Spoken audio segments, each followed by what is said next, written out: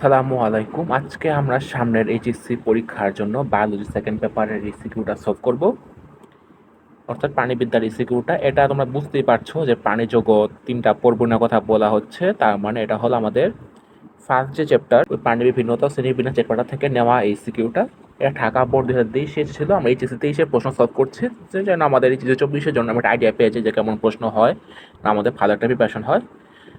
উদ্দীপকটা যদি আমরা দেখে নিই, এখানে প্রাণী বলা হয়েছে যে প্রাণী জগতে তিনটি পর্বে রেচন প্রক্রিয়ার সাথে সংশ্লিষ্ট বৈশিষ্ট্য হলো শিখাকোষ, নেফ্রিডিয়া এবং কক্সাল গ্রন্থি।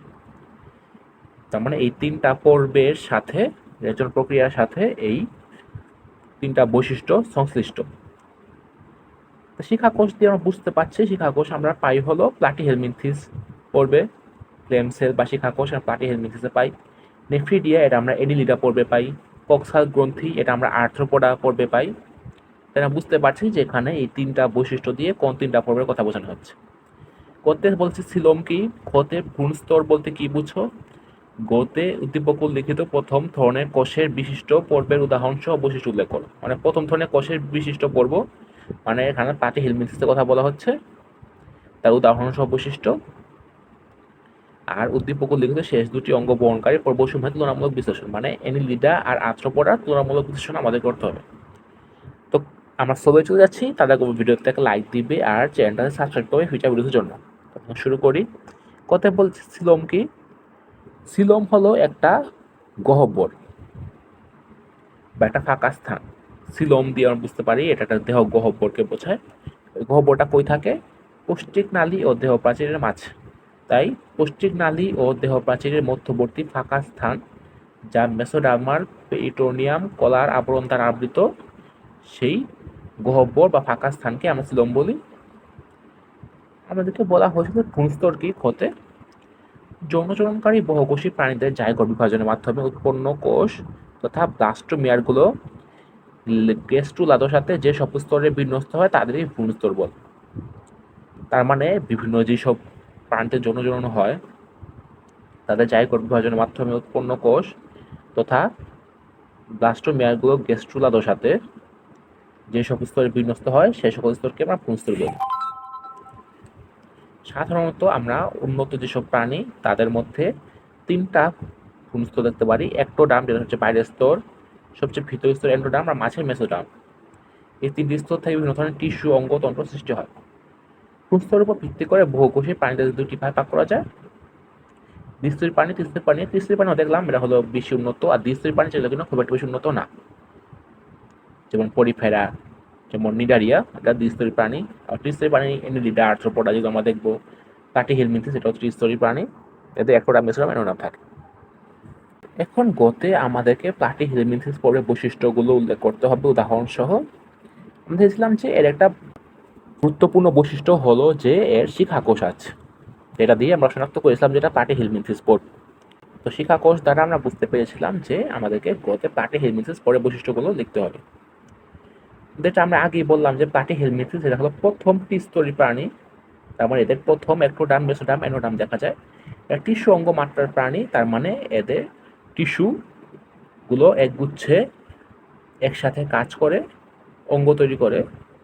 দেহ নরম, দ্বিপার্শ্ব প্রতিসম ও পাতা বা ফিতার মতো পৃষ্ঠ অঙ্কীয়ভাবে চাপা। পাতা বা ফিতা যেমন চাপা থাকে এরকম চাপা। এই প্লাটিহেলমিনথিসটা হলো মূলত যেসব ফিতাকৃমি, তাদের বৈশিষ্ট্য। তোমরা যদি ফিতাকৃমি দেখো বা ফিতাকৃমির ছবি যদি গোল করে দেখে নাও, তাহলে তোমরা বুঝতে পারবে যে তার সাথে এগুলোর অনেক মিল আছে। ফিতাকৃমি যদি তুমি দেখো তাহলে তুমি এগুলো, এই বৈশিষ্ট্যগুলো খুব সহজেই দেখে লিখতে পারবে পরীক্ষা। দেহত্বক সিলিয়াযুক্ত এপিডার্মিস অথবা কিউটিকলে আবৃত। এরা ত্রিস্তরী প্রাণী, কিন্তু এর এসলোমেট মানে সিলোম নেই। তো এর ত্রিস্তরী হলেও এদের একটা মানে এর একটু গরিব আছে এখনো, সেটা হলো এদের সিলোম নেই, এসিডোমেট। একমাত্র পরিপাক নালী ছাড়া অন্তঃস্থায়ী গহ্বর নেই। তারা বুঝতে পারছে তো কোনো গহ্বর নেই, তার মানে সিলোম নেই। দেখেছো, আমি কিন্তু কানেক্ট করতে পারি এখানে, সিলোম মানে গহ্বর। এদের পরিপাক নালী ছাড়া অন্তঃস্থায়ী কোনো গহ্বর নেই, অর্থাৎ এদের সিলোমও নেই। বিভিন্ন অঙ্গের মাঝে ফাঁকা স্থানগুলো পেরেনকাইমা মানে যোজক টিস্যু বা মেসেনকাইমা পূর্ণ থাকে। পোষক দেহের সংযুক্তির জন্য, যেহেতু এরা কৃমি তাই বুঝতে পারছো এদের পোষক লাগবে।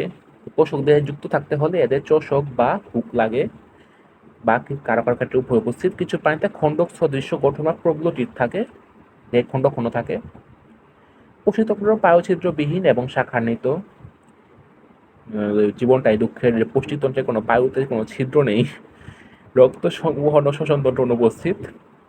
এর এখন গরিব আছে, যদিও এদের এপিডার্মিস, মেসোডার্মিস আর গ্যাস্ট্রোডার্মিস আছে, তারপরেও এদের কিছু কিছু গরিব বৈশিষ্ট্য এখন আছে, হলো এদের রক্ত সংবহন তন্ত্র ও সহনতন্ত্র অনুপস্থিত। রেচনতন্ত্র শাখা প্রশাখা যুক্ত রেচন নালী ও শিখাকোষ। শিখাকোষ অবশ্যই মাথায় রাখতে হবে।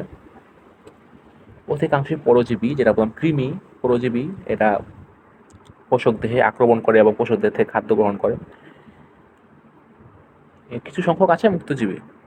এরপরে প্রাণীরা উভলিঙ্গ, নিষেক অভ্যন্তরীণ এবং পরিস্ফুটন প্রত্যক্ষ বা পরোক্ষ ধরনের।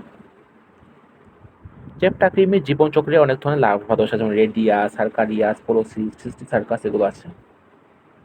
আর উভলিঙ্গ মানে হলো এদের যে পুংজনাঙ্গ সৃজনাঙ্গ একই দেহে, নিষেক অভ্যন্তরীণ মানে ইন্টারনাল ফার্টিলাইজেশন হয় এখানে, দেহের ভেতরে নিষেকটা হয়। পরিস্ফুটন প্রত্যক্ষ পরোক্ষ ধরনের, মানে এই যে ডেভেলপমেন্টটা যে হয় লার্ভা বা জাইগোট থেকে, সেটা প্রত্যক্ষ সরাসরি হতে পারে বা পরোক্ষভাবে হতে পারে, মানে ডিরেক্ট ডেভেলপমেন্টও হয় বা ইনডিরেক্ট ডেভেলপমেন্টও হয়, তাই এটাকে প্রত্যক্ষ বা পরোক্ষ ধরনের পরিস্ফুটন বোঝা যায়। যেমন মানুষের হয় প্রত্যক্ষ পরিস্ফুটন, আবার যেসব মনে করো প্রজাপতি তাদের হয় পরোক্ষ পরিস্ফুটন, তাই এখানে দুই ধরনের পরিস্ফুটনই হতে পারে। এটা বললাম, এটা হলো কৃমি, সবই কৃমি কৃমি কৃমি কৃমি। ক্রিনিয়াসোলিয়াম আছে, এটাকে বাংলায় বলা হয় শূকরের ফিদা কৃমি, কারণ শূকরের দেহে পাওয়া যায়। ফিস্টিউলা হেপাটিক, এটা যকৃত কৃমি, এটা আমরা হেপাটিক আদে বুঝতে পারি, যকৃতে পাওয়া যায়।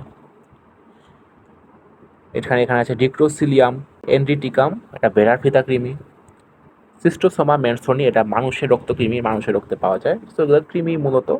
ক্রিনিয়াসোলিয়াম ফিস্টিউলা হেপাটিকের এই সবচেয়ে কমন, এই দুটো তোমরা মনে রাখলে খুব সহজ হবে। ক্ষতে আমরা এনে আর্থ্রোপোডা পরে প্রাণীদের বৈশিষ্ট্যগুলো তুলনামূলক বিশ্লেষণ করব, এবং এখানে বলা হচ্ছে যে তুলনামূলক বিশ্লেষণ। এবং আমরা জানি যে আর্থ্রোপোডা এনার্জি বেশি উন্নত। বৈশিষ্ট্য অনুযায়ী উন্নত জীবগুলো শ্রেণীবিশেষে প্রথম দিকে থাকে, যেমন পরিফেরা, নিরাডিয়া, প্লাটিহেল, মিনথিউস, নেমাটোডা, মোলাস্কা, এনিলিডা। তারপরে আর্থ্রোপোডা, তার মানে এনিলিডার চেয়ে অবশ্যই আর্থ্রোপোডা বেশি উন্নত হবে, যেহেতু এনিলিডা আগে অবস্থান করে আর্থ্রোপোডার। এবং ক্রমে আমরা উন্নত বৈশিষ্ট্যের দিকে যাই, বুঝতেই পারছি এনিলিডার চেয়ে আর্থ্রোপোডা বেশি উন্নত হবে। এনিলিডা অপেক্ষাকৃত সরল প্রকৃতির, এরা একাধিক খণ্ড নিয়ে গঠিত, এটা কৃমির মতো। এদের চলনাঙ্গ কাইটিনময় সিটি বা প্রেসলপেরাপোডিয়া। রক্ত সম্বন্ধ বৌদ্ধ। এদের পৌষ্টিক নালী নলাকার, সোজা ও অখণ্ডকায়িত, মুখ থেকে পা পর্যন্ত বিস্তৃত। নলাকার, সোজা অখণ্ডকায়িত। যেমন আমাদের প্রশ্নালী কিন্তু একেবারে সোজা না, একটু পেঁচ খায় কিন্তু। অপরপক্ষে আর্থ্রোপোডার দেহ মস্তক, বক্ষ ও উদরে বিভক্ত এবং সংশ্লিষ্ট উপাঙ্গ বিশিষ্ট, এবং এইসব দিকে কিন্তু আর্থ্রোপোডা এগিয়ে যাচ্ছে। কেন?